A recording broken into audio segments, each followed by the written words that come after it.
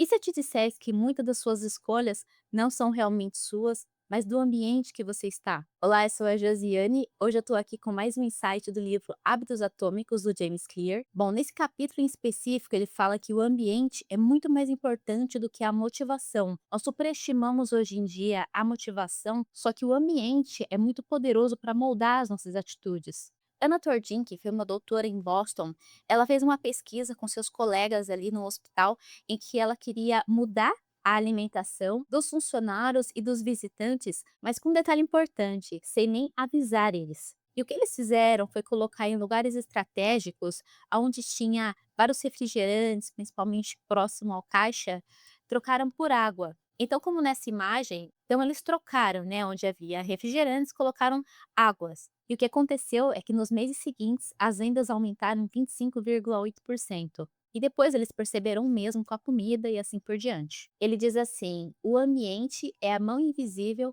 que molda o comportamento humano.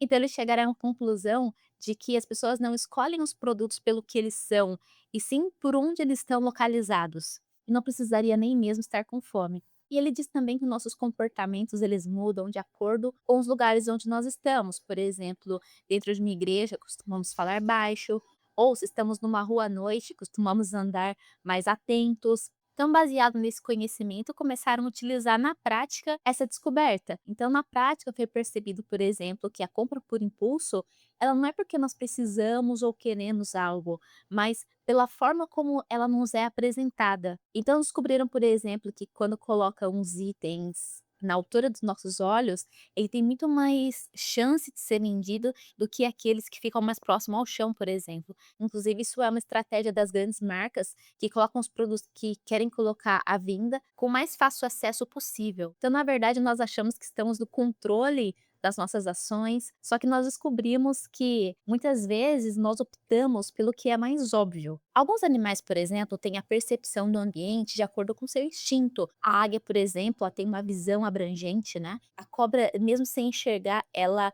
tem ali uma percepção, um faro muito aguçado. E nós, seres humanos, temos o olfato, o paladar, a visão, o tato, os 5 sentidos aí, para que nós possamos perceber os estímulos sensoriais do ambiente. Só que existe uma coisa interessante, muitas vezes, nós percebemos as coisas não só conscientemente, mas também inconscientemente. Como, por exemplo, nós percebemos que a temperatura cai mesmo antes de uma tempestade, por exemplo. Mas a forma mais poderosa de percepção humana é a visão. Nós temos por volta de 11 milhões de receptores sensoriais. 10 milhões deles estão na visão. Então, não só o que nós vemos causa um grande impacto, como o que nós vemos pode causar grandes mudanças nas nossas ações. A boa notícia é que nós não precisamos ser vítima dos nossos olhos e nós podemos projetar o nosso ambiente para o nosso sucesso. Houve uma crise energética em 1970 na Holanda e os pesquisadores prestaram mais atenção ali na forma como era utilizada a energia naquele país e descobriram que lugares parecidos, alguns lugares utilizavam muito mais energia que outros. Então, foram verificar por quê. E uma coisa interessante que descobriram é que em um grupo os postes de energia ficava na frente da casa e outro ficava bem perto do porão, escondido. E nesse caso, adivinha qual era o grupo que usava mais energia? Sim, aquele que estava escondido no porão.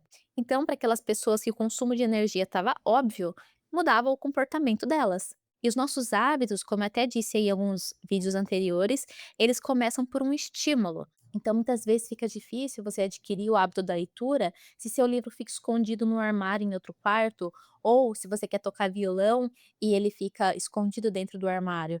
Então, por exemplo, ele diz assim: se você quer tomar a sua vitamina toda noite, você precisa deixar ela num lugar estratégico em que você veja com facilidade. E ele dá uma ideia interessante. Se você quer começar a beber água, por exemplo, você pode deixar de manhã várias garrafas de água em lugares estratégicos na casa e isso vai facilitar muito o processo de você beber mais água, por exemplo. Um fumante, por exemplo, para pegar um cigarro, ele pode ter vários estímulos, né?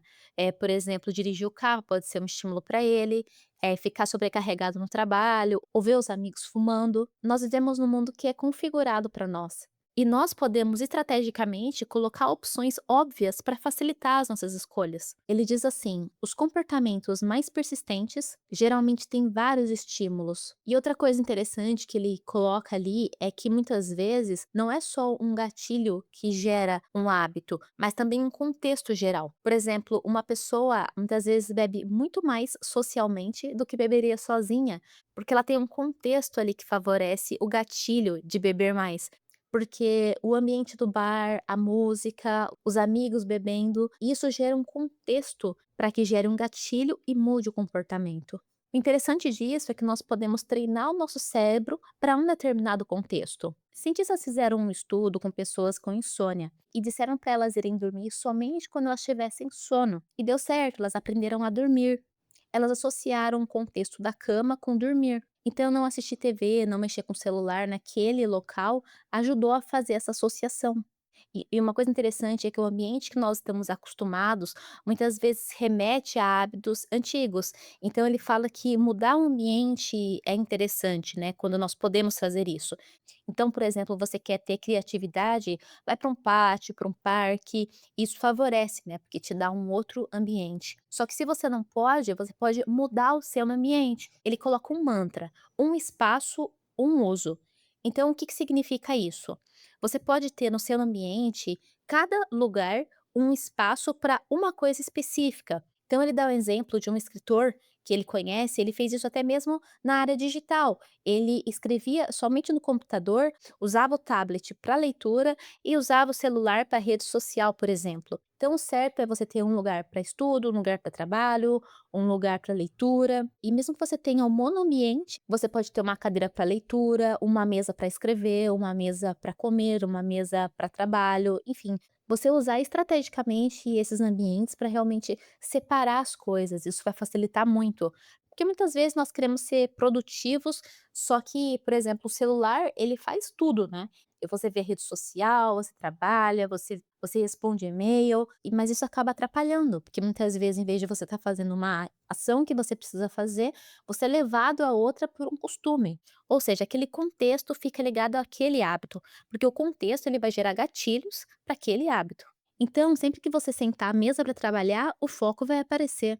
Ou, por exemplo, relaxar vai ficar muito mais fácil num ambiente projetado para isso. E daí os hábitos são formados de uma forma muito mais fácil, porque eles são estáveis e previsíveis. Então, pequenas mudanças no seu contexto pode levar a grandes mudanças com o passar do tempo. Então, esse é o insight de hoje do livro Hábitos Atômicos. Eu volto no próximo vídeo com mais insights. Se você quer um link seguro para esse livro e para muitos outros, tá aqui embaixo na descrição. Eu fico por aqui, obrigada por assistir até aqui e até a próxima.